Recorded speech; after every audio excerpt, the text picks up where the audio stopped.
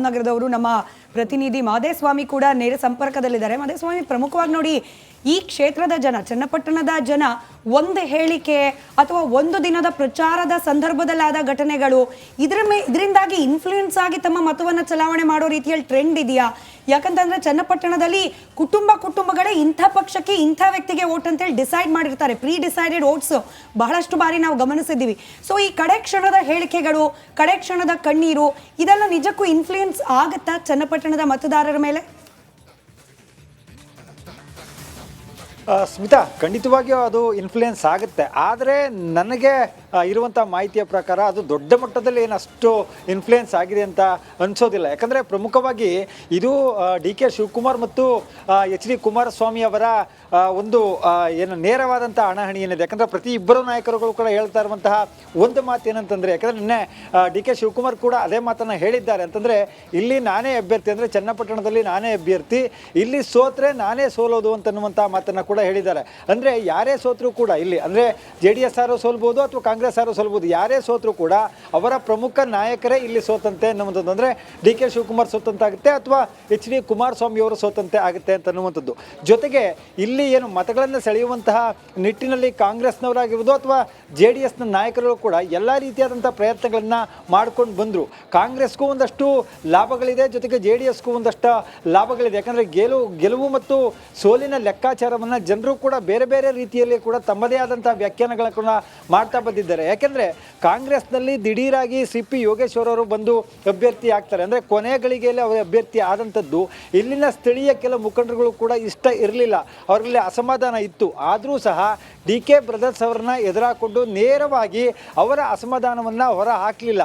ಆದರೆ ಏನು ಮತದಾನದ ವೇಳೆ ಕೂಡ ಅವರು ತಟಸ್ಥರಾಗಿ ಅದು ಎಲ್ಲೋ ಒಂದು ಕಡೆ JDSಗೆ ಅನುಕೂಲ ಆಗಿದೆ ಅಂತನ್ನುವಂಥ ಮಾತುಗಳು ಕ್ಷೇತ್ರದಾದ್ಯಂತ ಇರುವಂಥದ್ದು. ಅದರ ಜೊತೆಗೆ ಪ್ರಮುಖವಾಗಿ ಕಾಂಗ್ರೆಸ್ಗೂ ಕೂಡ ಲಾಭವಾಗುವಂಥ ವಿಚಾರಗಳನ್ನು ಜನರು ಹೇಳ್ತಾ ಇರುವಂಥದ್ದು. ಅದರಲ್ಲಿ ಡಿ.ಕೆ.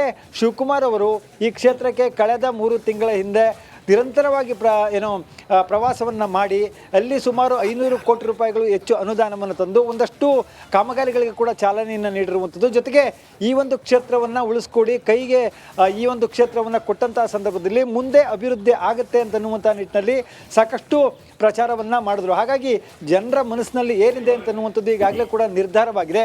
ಅಭ್ಯರ್ಥಿಗಳ ಹಣೆ ಬರಹವನ್ನು ಮತದಾರ ಬರದಾಗಿದೆ. ಇನ್ನೇನಿದ್ರೂ ಕೂಡ ಮತದಾರ ಬರದಂತಹ ಭವಿಷ್ಯ ಏನು ಅನ್ನುವಂಥದ್ದನ್ನು ನೋಡಲಿಕ್ಕೆ ಈಗ ಕ್ಷಣಗಳನ್ನೇ ಆರಂಭವಾಗಿದೆ. ಹಾಗಾಗಿ ಇನ್ನೇನು ಸರಿಯಾಗಿ 7 ಗಂಟೆಗೆ ಸ್ಟ್ರಾಂಗ್ ರೂಮನ್ನು ಓಪನ್ ಆಗುತ್ತೆ. ಸುಮಾರು 14 ಟೇಬಲ್ಗಳು ಕೂಡ ಏನು ಮತ ಎಣಿಕೆ ನಡೆಯುವಂತಹ ಹಿನ್ನೆಲೆಯಲ್ಲಿ ಸ್ಟ್ರಾಂಗ್ ರೂಮ್ ಓಪನ್ ಆದ ಬಳಿಕ ಒಂದೊಂದು ರೂಮ್ಗೆ ಸುಮಾರು 10ರಿಂದ 15 ಮತಯಂತ್ರಗಳನ್ನು ತೆಗೆದುಕೊಂಡು ಹೋಗಿ ಅಲ್ಲಿ ಏನು ಅಭ್ಯರ್ಥಿಗಳ ಏಜೆಂಟ್ಗಳು ಯಾರಿರ್ತಾರೆ ಅವರ ಸಮ್ಮುಖದಲ್ಲಿ ಏನು ಮತ ಎಣಿಕೆ ಆರಂಭವಾಗುತ್ತೆ. ಹಾಗಾಗಿ ಚನ್ನಪಟ್ಟಣ ಎನರ್ಜಿ ಸೇವ್ ಮಾಡ್ಕೊಳ್ಳಿ ಮಾದೇಸ್ವಾಮಿ, ಇವತ್ತು ಇಡೀ ದಿನ ನಿಮ್ಮಿಂದ ಇನ್ಪುಟ್ಸ್ ಬೇಕು ನಮಗೆ. ಹೌದು, ಒಟ್ನಲ್ಲಿ ಈ ಮತದಾನ ಆದ ಬಳಿಕ ಎಲ್ಲರ ಚಿತ್ತ ಎಲ್ಲಿರುತ್ತೆ ಅಂದ್ರೆ ಚುನಾವಣೋತ್ತರ ಸಮೀಕ್ಷೆ ಅತ್ತ. ಕಾರಣ ಅಲ್ಲೊಂದು ಎಕ್ಸಾಕ್ಟ್ಲಿ ಫಲಿತಾಂಶ ಸಿಗಬಹುದು ಅನ್ನುವಂಥ ನಿರೀಕ್ಷೆ ಇರುತ್ತೆ. ಹಾಗಾಗಿ ಈ 3 ಕ್ಷೇತ್ರಗಳಿಗೆ ಸಂಬಂಧಪಟ್ಟಂತೆ ಚುನಾವಣೋತ್ತರ ಸಮೀಕ್ಷೆಯ ಫಲಿತಾಂಶ ಏನಾಗಿತ್ತು ಆ ಕುರಿತ ಒಂದು ರಿಪೋರ್ಟ್ ಕೂಡ ಇದೆ, ಬನ್ನಿ ನೋಡ್ಕೊಂಡು ಬರೋಣ.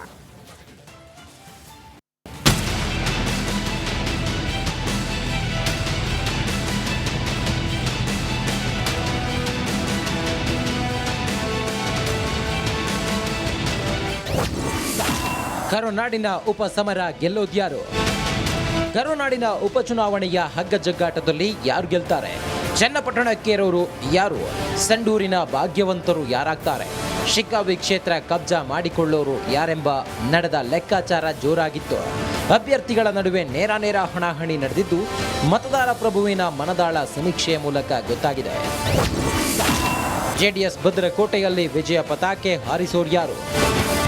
ಚನ್ನಪಟ್ಟಣ ಕ್ಷೇತ್ರದಲ್ಲಿ ಅಭ್ಯರ್ಥಿಗಳ ನಡುವೆ ಜಿದ್ದಾಜಿದ್ದಿನ ಫೈಟ್ ನಡೆದಿತ್ತು. ಸದ್ಯ ಸಮೀಕ್ಷೆಯಲ್ಲಿ ಕಾಂಗ್ರೆಸ್ ಅಭ್ಯರ್ಥಿ CP ಯೋಗೇಶ್ವರ್ಗೆ ಹಿನ್ನಡೆಯಾಗುವ ಸಾಧ್ಯತೆ ಇದೆ ಎನ್ನಲಾಗ್ತಿದೆ. ಪಕ್ಷಾಂತರ ಮಾಡಿದ ಯೋಗೇಶ್ವರ್ಗೆ ಸೋಲು ಸಾಧ್ಯತೆ ಎನ್ನಲಾಗ್ತಿದೆ. ಭದ್ರಕೋಟೆಯನ್ನ ಭೇದಿಸಲು ಬಿಡದೆ ನಿಖಿಲ್ ಕುಮಾರಸ್ವಾಮಿ ಗೆಲ್ಲುವ ಸಾಧ್ಯತೆ ಇದೆ ಎನ್ನಲಾಗ್ತಿದೆ. ಕರ್ನಾಟಕ ಉಪ ಚುನಾವಣೆ ಸಮೀಕ್ಷೆ ಕ್ಷೇತ್ರ ಚನ್ನಪಟ್ಟಣ. ಗೊಂಬೆನಾಡಲ್ಲಿ ನಿಖಿಲ್ ಕುಮಾರಸ್ವಾಮಿ ವಿಜಯ ಪತಾಕೆ ಹಾರಿಸುವ ಸಾಧ್ಯತೆ ಇದೆ ಎನ್ನಲಾಗ್ತಿದೆ. NDA ಅಭ್ಯರ್ಥಿ ನಿಖಿಲ್ಗೆ 45% ಮತ ಬರಲಿದ್ದು ಕಾಂಗ್ರೆಸ್ನ ಯೋಗೇಶ್ವರ್ 41% ಮತ ಸಿಗಲಿದೆ ಎಂದು ಅಂದಾಜಿಸಲಾಗಿದೆ. ಸಂಡೂರು ಯಾರ ಪಾಲಾಗುತ್ತೆ? ಸಂಡೂರು ಕ್ಷೇತ್ರದಲ್ಲಿ ಬಿಜೆಪಿ ಹಾಗೂ ಕಾಂಗ್ರೆಸ್ ನಡುವೆ ಗೆಲುವಿಗಾಗಿ ಜಟಾಪಟಿ ನಡೆದಿತ್ತು. ಸಮೀಕ್ಷೆಯ ಪ್ರಕಾರ ಕಾಂಗ್ರೆಸ್ನ ಅನ್ನಪೂರ್ಣ ತುಕಾರಾಂಗೆ ವಿಜಯಲಕ್ಷ್ಮಿ ಒಲಿಯುತ್ತಾಳೆ ಅಂತ ಹೇಳಲಾಗ್ತಿದೆ. ಬಂಗಾರು ಹನುಮಂತು ವಿರುದ್ಧ ಅನ್ನಪೂರ್ಣ ಅಧಿಕಾರ ಹಿಡಿಯಲಿದ್ದಾರೆ ಎನ್ನಲಾಗ್ತಿದೆ. ಕ್ಷೇತ್ರ ಸಂಡೂರು ಕ್ಷೇತ್ರದಲ್ಲಿ ಅನ್ನಪೂರ್ಣ ಹಾಗೂ ಬಂಗಾರು ಹನುಮಂತು ನಡುವೆ ಬಿಗ್ ಫೈಟ್ ನಡೆದಿತ್ತು. ಆದರೆ ಸಮೀಕ್ಷೆಯ ಪ್ರಕಾರ ಅನ್ನಪೂರ್ಣಗೆ 43% ಮತ ಸಿಗಲಿದ್ದು, ಬಂಗಾರು ಹನುಮಂತುಗೆ 40% ಮತ ಸಿಗಲಿದೆ ಎಂದು ಸಮೀಕ್ಷೆ ಹೇಳುತ್ತಿದೆ. ಶಿಗ್ಗಾವಿ ಕಬ್ಜಾ ಮಾಡೋರು ಯಾರು? ಬೊಮ್ಮಾಯಿಯಿಂದ ತೆರವಾದ ಜಾಗಕ್ಕೆ ನಡೆದ ಕ್ಷೇತ್ರದಲ್ಲಿ ಬಿಜೆಪಿ ಹಾಗೂ ಕಾಂಗ್ರೆಸ್ ನಡುವೆ ಜಟಾಪಟಿ ಜೋರಾಗಿತ್ತು. ಕಾಂಗ್ರೆಸ್ನ ಯಾಸಿರ್ ಖಾನ್ ಪಠಾಣ್ಗೆ ಗೆಲುವು ಕಠಿಣ ಎನ್ನಲಾಗ್ತಿದೆ. ಸಮೀಕ್ಷೆಯ ಪ್ರಕಾರ ಭರತ್ ಬೊಮ್ಮಾಯಿ ಜಯಗಳಿಸಲಿದ್ದಾರೆ ಅಂತ ಹೇಳಲಾಗ್ತಿದೆ. ಕ್ಷೇತ್ರ ಶಿಗ್ಗಾವಿ ಕ್ಷೇತ್ರದಲ್ಲಿ ಬಿಜೆಪಿಗೆ ಜಯಭೇರಿ ಸಾಧ್ಯತೆ ಇದೆ. ಮಾಜಿ ಸಿಎಂ ಬೊಮ್ಮಾಯಿ ಪುತ್ರನಿಗೆ ಗೆಲುವು ಸಿಗಲಿದೆ ಎಂದು ಅಂದಾಜಿಸಲಾಗಿದೆ. ಭರತ್ ಬೊಮ್ಮಾಯಿಯನ್ನ ಅಖಾಡಕ್ಕೆ ಇಳಿಸುವ ಮೂಲಕ ಬಿಜೆಪಿ ಕ್ಷೇತ್ರವನ್ನ ಉಳಿಸಿಕೊಳ್ಳುವಲ್ಲಿ ಯಶಸ್ವಿಯಾಗಿದೆ ಅಂತ ಹೇಳಲಾಗ್ತಿದೆ. ಬಿಜೆಪಿಗೆ 47% ಮತ ಸಿಗಲಿದ್ದು, ಕಾಂಗ್ರೆಸ್ಗೆ 41% ವೋಟ್ ಸಿಗಲಿದೆ ಅಂತ ಹೇಳಲಾಗ್ತಿದೆ. ಉಪಚುನಾವಣೆಯ ಹಗ್ಗ ಜಗ್ಗಾಟದಲ್ಲಿ ಯಾರು ಜಯಗಳಿಸಲಿದ್ದಾರೆ, ಯಾರು ಕ್ಷೇತ್ರವನ್ನ ಉಳಿಸಿಕೊಳ್ತಾರೆ ಅನ್ನೋದು ಸಮೀಕ್ಷೆಯ ಮೂಲಕ ಗೊತ್ತಾಗಲಿದೆ. ಆದರೆ ಫೈನಲ್ ರಿಸಲ್ಟ್ನಲ್ಲಿ ಏನಾಗಲಿದೆ ಅಂತ ನೋಡಬೇಕಿದೆ. Bureau report, Republic Kannada. ಈ ಎಕ್ಸಿಟ್ ಪೋಲ್ಗಳು ಎಕ್ಸಾಕ್ಟ್ ಪೋಲ್ಗಳು ಆಗ್ತಾ ಇಲ್ಲ. ಅದರಲ್ಲೂ ಕಳೆದ ಲೋಕಸಭಾ ಚುನಾವಣೆ ಹಾಗೆ ಬೇರೆ ರಾಜ್ಯಗಳಲ್ಲಿ ನಡೆದ ಚುನಾವಣೆ ವಿಚಾರದಲ್ಲಿ ಬಂದ ಫಲಿತಾಂಶಕ್ಕೂ ಎಕ್ಸಿಟ್ ಪೋಲ್ಗಳು ನುಡಿದಿದ್ದ ಭವಿಷ್ಯಕ್ಕೂ ಬಹಳ ಅಜಗಜಾಂತರ ವ್ಯತ್ಯಾಸ ಇತ್ತು. ಹೀಗಾಗಿ ಈ ಬಾರಿ ಎಕ್ಸಿಟ್ ಪೋಲ್ನಲ್ಲಿ ಕೊಟ್ಟಿರುವ, ಅದರಲ್ಲೂ ನಮ್ಮ ರಾಜ್ಯದ 3 ಕ್ಷೇತ್ರಗಳಿಗೆ ಸಂಬಂಧಪಟ್ಟಂತೆ ಕೊಟ್ಟಿರುವ ತೀರ್ಮಾನ ಏನಿದೆ ಅದೇ ಸತ್ಯವಾಗುತ್ತಾ ಇನ್ನೇನು ಕೆಲವೇ ಹೊತ್ತಿನಲ್ಲಿ ಗೊತ್ತಾಗ್ತಾ ಹೋಗುತ್ತೆ ಅದೀಗ. ಹಾಗಾಗಿ ಎಕ್ಸಿಟ್ ಪೋಲ್ಗಳ ವಿಚಾರದಲ್ಲೂ ಕೂಡ ಒಂದು ಸತ್ವ ಪರೀಕ್ಷೆ ನಡೆದು ಹೋಗುತ್ತೆ ಅಂತ ಹೇಳಿ. ಇನ್ನು ಬೊಂಬೆ ನಾಡಿನಲ್ಲಿ ಪಟ್ಟ ಯಾರಿಗೆ? ಒಂದು ಕಡೆ ಅಭ್ಯರ್ಥಿಗಳಿಗೆ ಫಲಿತಾಂಶದ ಲಬ್ಡಬ್ ಶುರುವಾಗಿದೆ. ಇನ್ನು ಕಾರ್ಯಕರ್ತರಲ್ಲಿ ಗೆಲ್ಲೋರು ಯಾರು ಅನ್ನೋ ಟೆನ್ಷನ್ ಆಗಿದೆ. ಆ ಬಗೆಗಿನ ಒಂದು ಸ್ಪೆಷಲ್ ರಿಪೋರ್ಟ್ ಇಲ್ಲಿದೆ ನೋಡಿ.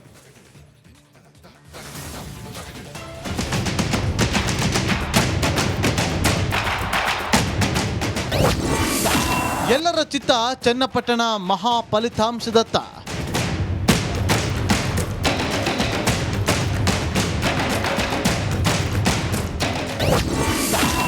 ಚುನಾವಣೆಯಲ್ಲಿ ಯಾರಿಗೆ ಸಿಹಿ ಕಹಿ ಯಾರಿಗೆ?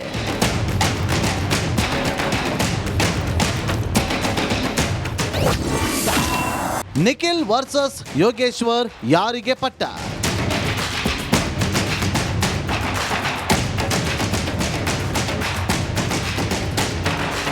ಎಸ್, ರಾಜ್ಯದಲ್ಲಿ 3 ಕ್ಷೇತ್ರಗಳಿಗೆ ಬೈ ಎಲೆಕ್ಷನ್ ಘೋಷಣೆ ಆದಾಗಿನಿಂದ ಚನ್ನಪಟ್ಟಣ ಕ್ಷೇತ್ರ ಕ್ಷಣಕ್ಕೂ ಕುತೂಹಲ ಕೆರಳಿಸಿತ್ತು. ಮಾಜಿ ಸಿಎಂ ಎಚ್.ಡಿ. ಕುಮಾರಸ್ವಾಮಿ ಅವರಿಂದ ತೆರವಾಗಿದ್ದ ಸ್ಥಾನಕ್ಕೆ ಎನ್ಡಿಎ ಅಭ್ಯರ್ಥಿಯಾಗಿ ಸಿಪಿ ಯೋಗೇಶ್ವರ್ ನಿಲ್ತಾರೆ ಅಂತಲೇ ಎಲ್ಲರೂ ಅಂದುಕೊಂಡಿದ್ರು. ಆದರೆ ಕೊನೆ ಕ್ಷಣದಲ್ಲಿ ಸಿಪಿವೈಗೆ ಟಿಕೆಟ್ ತಪ್ಪಿದ್ದರಿಂದ ಕಾಂಗ್ರೆಸ್ಗೆ ಜಂಪ್ ಆಗಿ ಟಿಕೆಟ್ ಪಡೆದು ಅಭ್ಯರ್ಥಿಯಾದರು. ಈತ ಎನ್ಡಿಎ ಅಭ್ಯರ್ಥಿಯಾಗಿ ಜೆಡಿಎಸ್ನ ನಿಖಿಲ್ ಕುಮಾರಸ್ವಾಮಿ ಸ್ಪರ್ಧಿಸಿದ್ರು.